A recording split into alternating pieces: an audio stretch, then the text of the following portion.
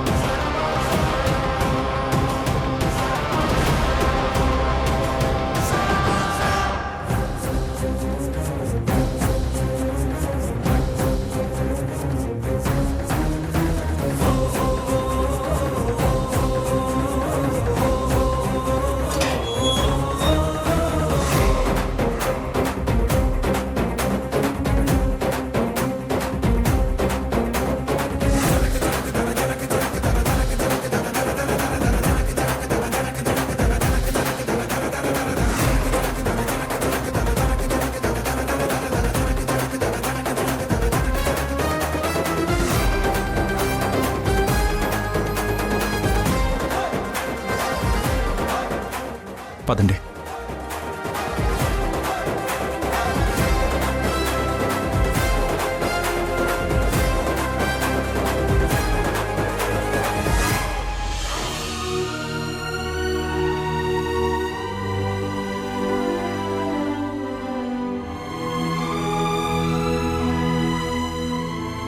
సరుకులు కన వెళ్ళి చాలాసేపు అయింది, ఇంకా రాలేదేంటి? అసలు సమయు దగ్గర డబ్బులున్నాయా లేదా ఎక్కడైనా అడ్జస్ట్ చేసి తీసుకొస్తుందా? అందుకే ఆలస్యం అవుతుందా?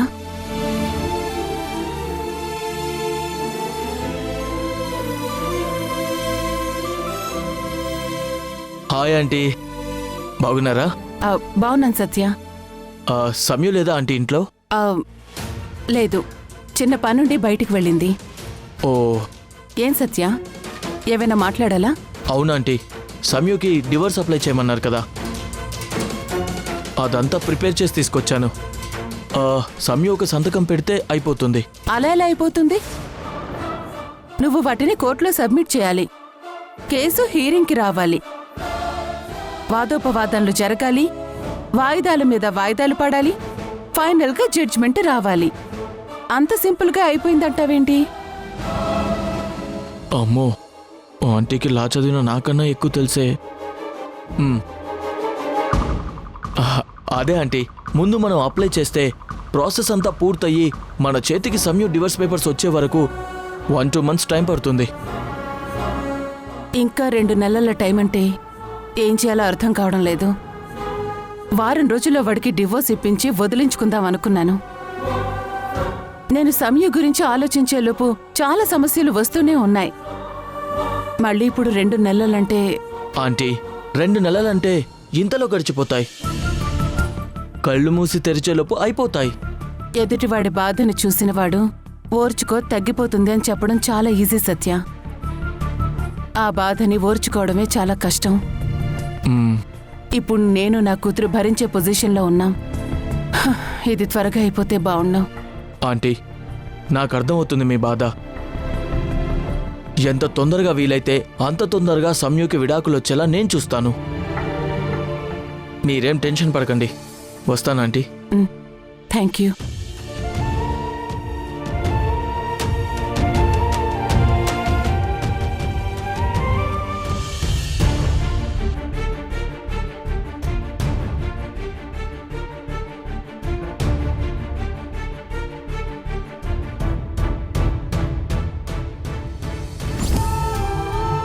వాసు, నల్లపూసల తంతు జరిపించాలని అత్తయ్యగారు మరీ మరీ చెప్పారు. ఖచ్చితంగా ఎలాగైనా ఈ తంతు జరిపించాలి.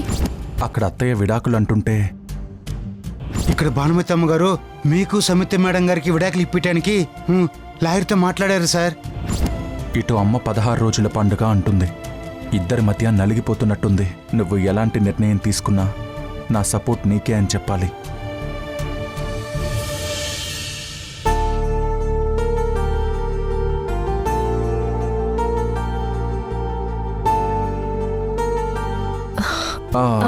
నువ్వు సంగీతాన్ని ఇంటి దగ్గర డ్రాప్ చేస్తావా? నాకు చిన్న పనుంది.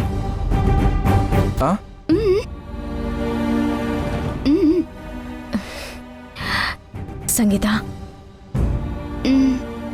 నిన్ను డ్రాప్ చేస్తారు. నువ్వేం కంగారు పడకు, నేను వచ్చేస్తాను.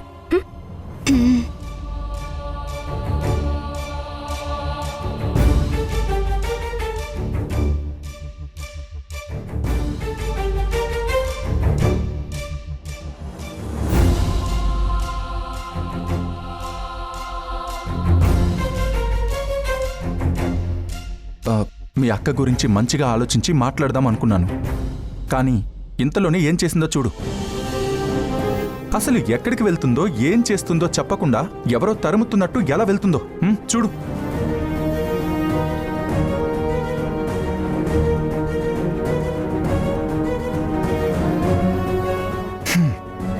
మనమెంత ఆలోచించినా మీ అక్కని అర్థం చేసుకోవడం జరగని పని. ఆలోచించడం మానేస్తే బెటర్. పద వెళ్దాం, పద.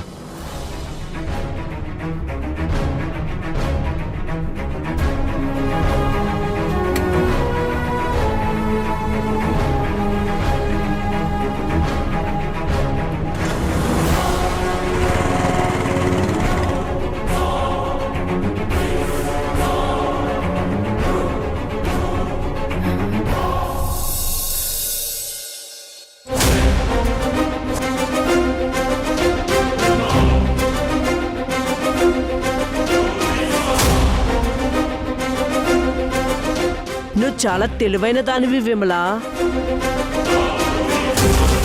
నేను రాగానే వాళ్ళిద్దరూ ఏదో ఒకరిని విడిచి ఒకరు ఉండలేనట్టు ఇద్దరిని కలిపి బయటికి పంపించావు. ఇలా చేయడం వలన నేనేమనుకోవాలని నువ్వు అనుకున్నావంటే, అమ్మో వాళ్ళిద్దరూ చాలా అన్యూన్యంగా ఉన్నారు, ఇప్పుడు నేను వీళ్ళని విడదీయలేనని నేను భయపడాలని అనుకున్నావు. కానీ నీ ఇంట్లో ఏం జరుగుతుందో నేను నా ఇంట్లో కూర్చుని చూడగలను. ఎందుకొచ్చావు ఇక్కడికి? నువ్వు అడగాల్సింది అది కాదు విమలమ్మ. నువ్వు ఎప్పుడో వస్తావని భయం వేసింది, కానీ నువ్వు ఇంత ఆలస్యం ఎందుకు చేశావు అని అడగాల్సింది. నువ్వు నా కళ్ళెదుటికి రాకూడదు అని నేను కోరుకుంటూనే ఉన్నాను. కానీ ఆ దేవుడు నిన్ను చూసేలా చేశాడు. ఆ దేవుడికి కూడా తెలుసు విమలమ్మ, నాకు, నా చెల్లికి, నా కుటుంబానికి భానుమతి భరద్వాజ్ వల్ల అన్యాయం జరిగిందని. అందుకే దేవుడు నా వైపుండి నీ మొర ఆలకించలేదు.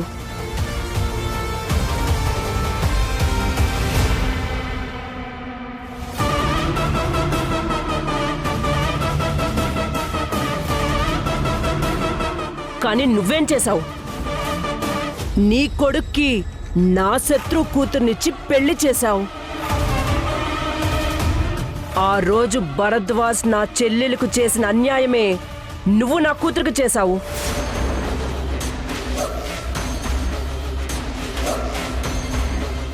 నా చెల్లెలు ప్రేమని చంపుకోలేక తను చనిపోయింది. కానీ నా కూతురు విషయంలో అలా జరగదు. ఎప్పటికైనా నీ కొడుకే నా అల్లుడు.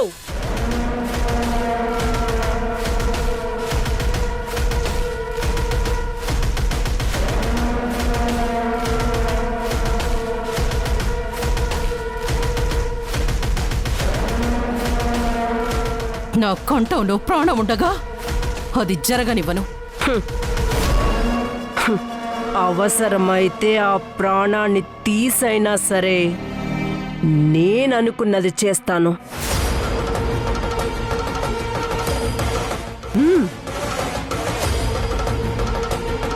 ఒకవేళ నేననుకున్నది జరగకపోతే నీ కుటుంబాన్ని మొత్తాన్ని నాశనం చేస్తాను.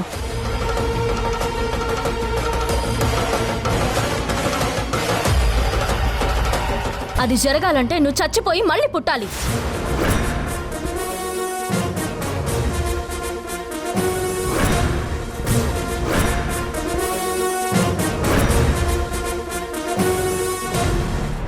ఏయ్ ఏయ్ ఏయ్ ఏయ్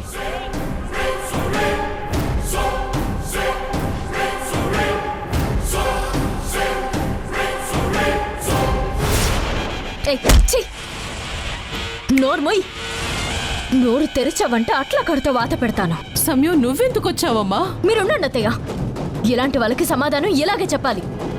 ఏయ్ ఏంటే నువ్వు నాకు సమాధానం చెప్పేదేంటే? ఏయ్ ఏంటి గింటి అని మాట్లాడితే పుచ్చ పగిలిపోతుంది చెప్తున్నాను. గౌరవం ఇవ్వడం నేర్చుకుంటే తీసుకోవడం కూడా అలవాటవుతుంది.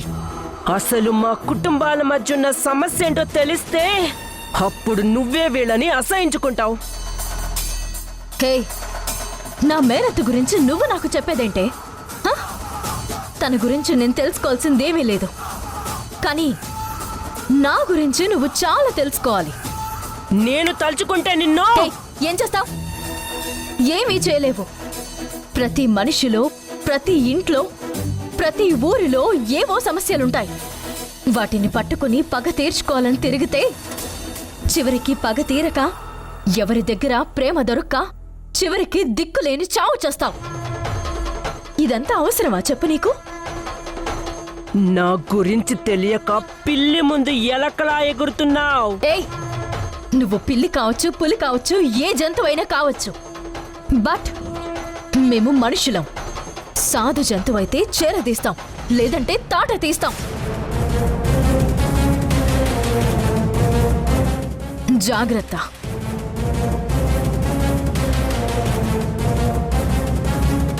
ఇంకొకసారి మా అత్తయ్య జోలుకొచ్చినా, నా కుటుంబం జోలుకొచ్చినా, కనీసం రావాలన్న ఆలోచన వచ్చినా వీళ్ళకు ముందు నేనుంటాను. వాళ్ళని తాకాలంటే నన్ను దాటాలి. గుర్తుంచుకో. ఇంకొకసారి ఈ ఇంటి వైపుకి రావాలనుకోకు. వెళ్ళవతలకి. వెళ్తా. దెబ్బ తగిలితే గాని నొప్పి తెలియదు. ఏ వెళ్ళా.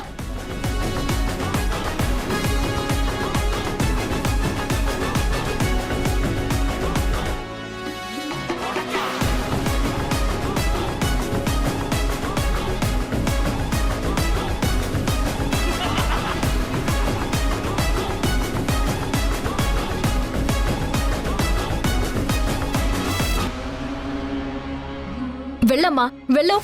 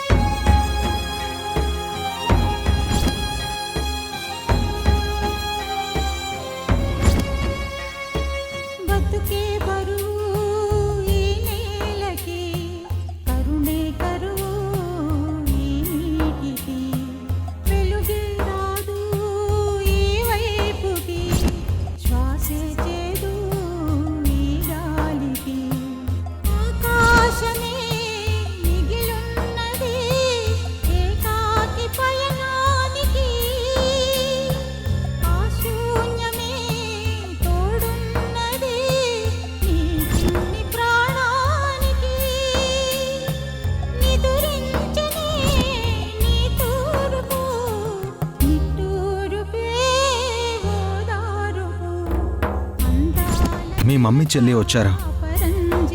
వచ్చింది మామే కదా, ఎందుకంత హడావిడి చేస్తున్నావు? ఎలా ఉన్నావమ్మా? నాకేమైంది? నేను బ్రహ్మాండంగానే ఉన్నాను. నిన్నే కదా చూసావు, ఇలా వచ్చావేంటి?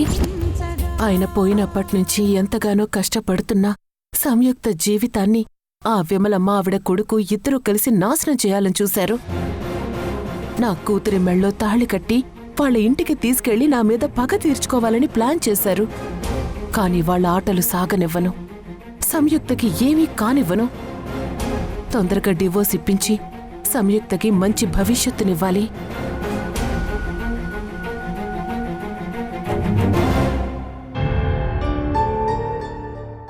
సంగీత,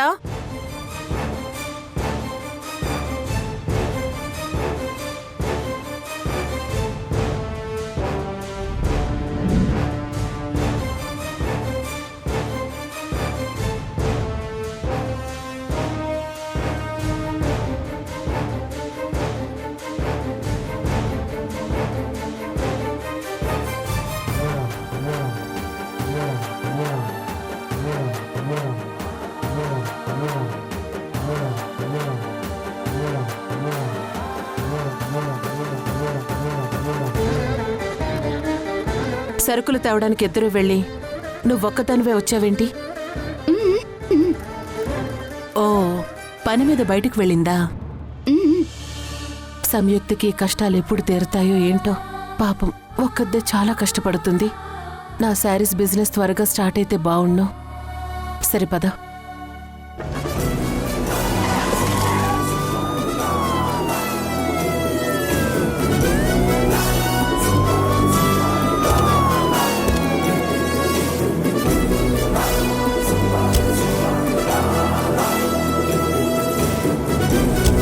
పోలీస్ జీప్ వచ్చిందేంటి?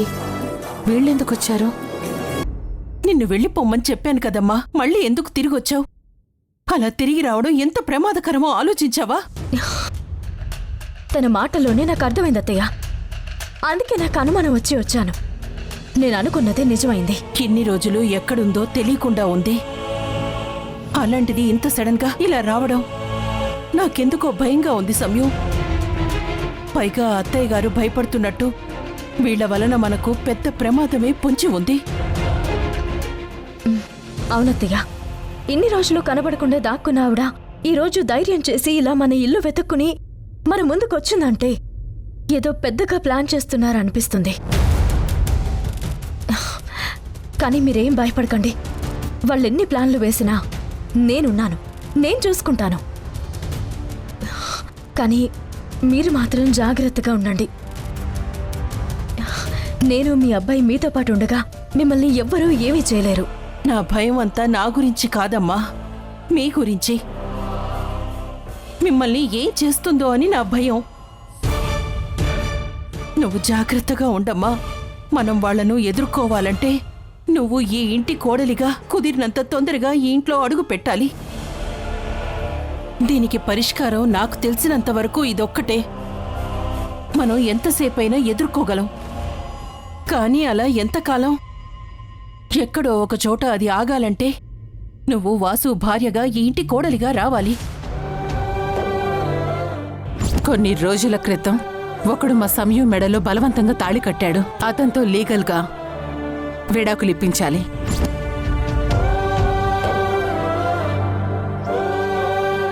ఏంటమ్మా, ఏం ఆలోచిస్తున్నావు? అది నేను మళ్ళీ మాట్లాడతాను అత్తయ్య.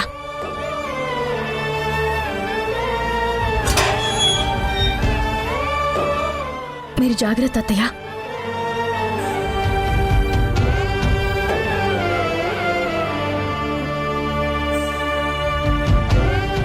పాపం సంయు అటు వాళ్ళమ్మకి చెప్పుకోలేక ఇటు నా వైపుకి రాలేక నరకం అనుభవిస్తోంది.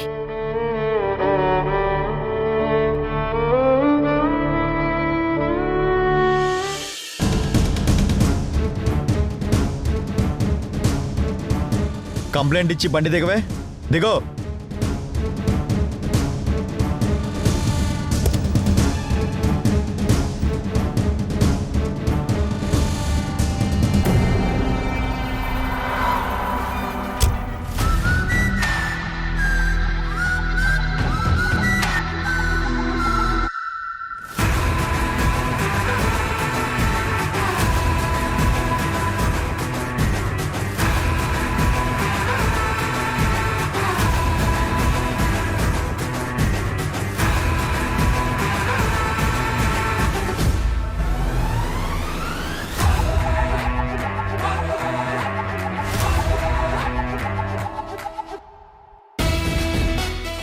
నమస్కారం మేడం. నమస్తే. ఇక్కడ సంగీత అంటే తనే నా కూతురు సంగీత. మేడం, మీరు తన భార్యని తన దగ్గరికి పంపించట్లేదని బెదిరించి మీ ఇంట్లో పెట్టుకుని బెదిరిస్తున్నారని ఇతను మీ మీద కంప్లైంట్ ఇచ్చాడు. మీరు పెద్ద మనసు చేసుకుని ఇతని భార్యని పంపిస్తే వాళ్ళ బతికేదో వాళ్ళు బ్రతుకుతారు.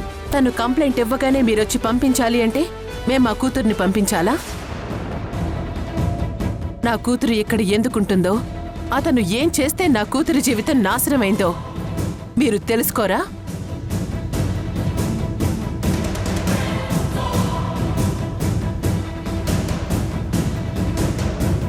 భార్యాభర్తలు అన్నాక చిన్న చిన్న గొడవలు అలకలనేవి సహజం.